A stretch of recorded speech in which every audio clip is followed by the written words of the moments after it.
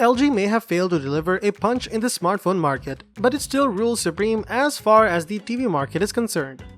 It's evident from offerings like C2, which despite being a lower tier TV, gives a run to flagships of other companies.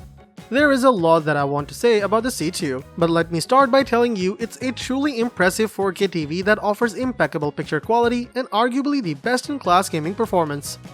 You can easily make the mistake of thinking of it as the flagship of LG, but it's not. It's a part of second-tier products, which are easier on the pocket while packing a punch that can stun anyone in your living room. Simply put, it strikes a balance for people who don't want to be too extravagant in their purchases, but also don't want to compromise on performance. It has been a couple of months since I purchased C2 in 65-inch configuration, and to be honest, I'm quite content with my $1,700 purchase. The C2 has been sitting in my living room ever since. Me being a geek, I have observed every little detail of this TV, and spoiler alert, there is not much that I've found bad enough to complain about. So, if you're looking for a stunning TV in your living room and are on the fence about the C2, this video is for you. Let's get to it.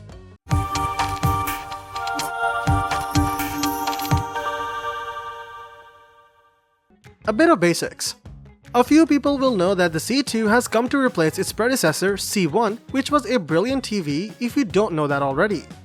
Simply Google top 5 TVs and you will see the C1 popping up in at least 4 out of 5 lists. The point is, C2 had big shoes to fill. Unfortunately, it has not let the consumers down.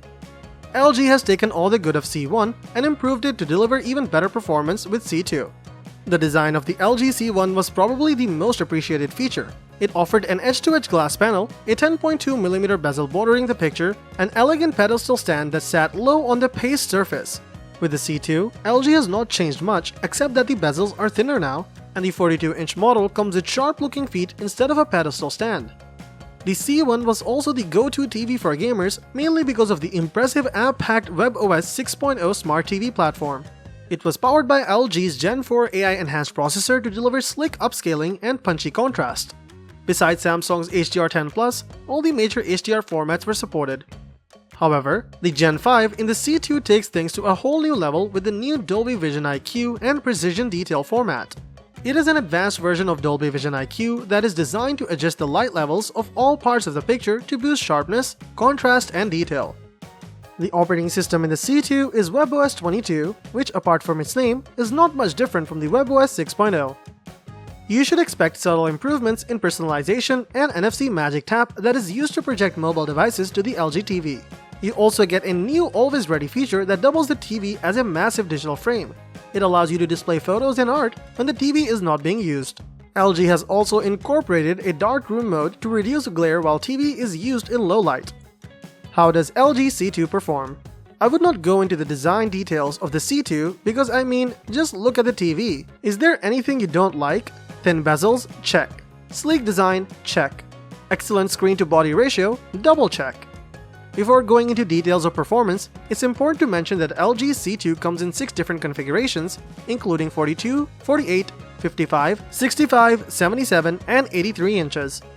While the port array and the overall design of all sizes are the same, the new EVO panel is not featured on the 42 and 48-inch models. So there should be some difference in performance in those units. I have not used those two models, but they should be at least as good as the LG C2 OLED TV. Moving on, you will get 4 HDMI inputs, all of which support HDMI 2.1 at 4K with a frame rate of 120Hz. One of them is particularly interesting because it also offers HDMI ARC eARC support. The sound return is certainly better with the ARC port. Users who frequently game will find an array of 2.1 inputs handy to attach Blu-ray player, soundbar, and gaming consoles without compromising refresh rates and latencies. I must also mention that the C2 also supports Nvidia G-Sync and AMD FreeSync. Besides the HDMI ports, everything else is pretty much standard, including 3 USB Type-A ports, an Ethernet input, optical audio output, and RF coaxial connection. Coming back to video quality, the LG C2 uses an Alpha 9 Gen 5 processor 4K with an EVO OLED panel to deliver a better and brighter picture. Some people criticized EVO for not living up to the promises when it debuted on G1, but with the C2, LG has addressed all the concerns. The highlights of the G2 is certainly practically indistinguishable color accuracy from the expensive G2. Another area where the new panel shines is color saturation, which has been increased to around 100% of the DCI-P3 color space. Even though it's not exactly like QD OLED models, with blue OLEDs and quantum dot filters, the quality is certainly better than the previous models. Speaking of color saturation, I did observe that when you move around the room, you will notice some desaturation.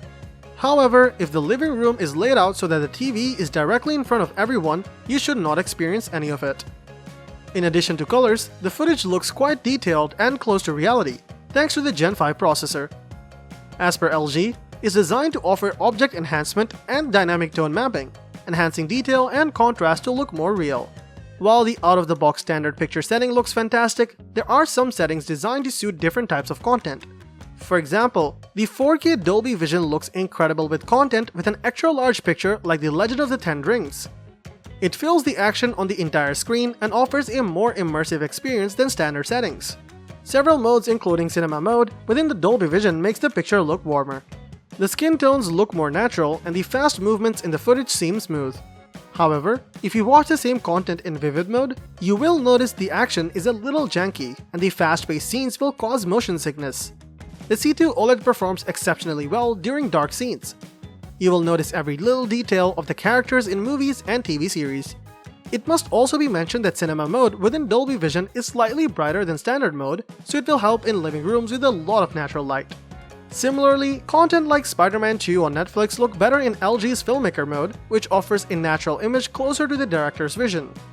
This particular mode disables all picture enhancements, including noise reduction, sharpness, and motion interpolation, which is in line with the standards of the content creation industry.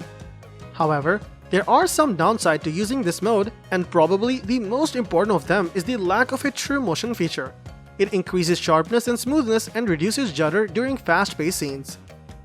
However, it's quite subjective, and some people might really appreciate a naturalistic viewing experience. As for those who do not, there are a plethora of other modes, including Cinema, HDR Cinema Mode, Sports Mode Standard, Eco, and Vivid Mode. To be honest, I'm not a fan of Vivid Mode, but gain is a matter of personal preferences, and some people might love the extra sharpness and noise reduction. So, the TV does not disappoint you with video quality. But what if you don't want to use an external speaker? How does the built-in setup sound? Well, it's the same story. The Gen 5 processor can mix stereo audio into a virtual 7.1.2 channel surround sound, which the LG calls AI Sound Pro. While this setup is effective, it still has a long way to go to replace the external soundbar. You also get sonic direction with the AI Sound Pro, but you don't get overhead height as expected from the Dolby Atmos soundbar. Simply put, while it's a capable sound system, you will need an external system to get a truly mesmerizing experience. There are dozens of things that I can discuss in C2 OLED, but you get the idea. It's a brilliant unit. About the only issue you might experience with this TV is the lack of an Atsc 3.0 tuner. Frankly, it's disappointing, but I'm not sure I want to give it such a hard time for it or the lack thereof. The real question is whether or not you should buy it. Well, if you're already using the C1 OLED, I would not recommend upgrading it because while the C2 is an improved version, the improvements are very subtle and not worth the hassle. And for those in the market for a new TV, few options can beat C2, but those options might carry a hefty price tag. So I guess the choice is quite clear. That's all for this video. I hope it has helped you make a decision. Let me know what you think of in the comment section and stay connected with the channel. As always, I will see you at the next one.